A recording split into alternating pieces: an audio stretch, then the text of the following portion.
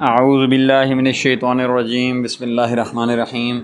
جی ناظرین کرام، آج سے ہم متفرق آیات قرآنی میں سے ایک سلسلہ شروع کر رہے ہیں آج کی آیت کے نام سے۔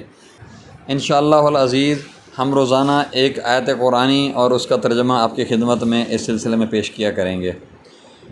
ناظرین، اگر آپ نے ہمارا چینل ابھی تک سبسکرائب نہیں کیا تو ہمارے چینل کو سبسکرائب کریں اور اپنے دوستوں سے شیئر کریں۔ اعوذ باللہ من الشیطان الرجیم، بسم اللہ الرحمن الرحیم۔ اللہم صلی علی محمد وعلی آلہ وسلم۔ اعوذ باللہ من الشیطان الرجیم، بسم اللہ الرحمن الرحیم۔ جی ناظرین، یہ سورۃ التوبہ کی آیت نمبر 129 آپ کی خدمت میں پیش کر رہے ہیں۔ بسم اللہ الرحمن الرحیم۔ فَإِن تَوَلَّوْا فَقُلْ حَسْبِيَ اللَّهُ لَا إِلَٰهَ إِلَّا هُوَ عَلَيْهِ تَوَكَّلْتُ وَهُوَ رَبُّ الْعَرْشِ الْعَظِيمِ۔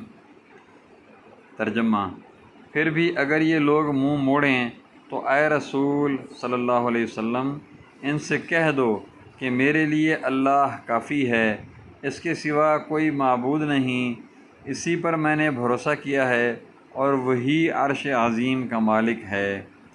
صدق اللہ العظیم۔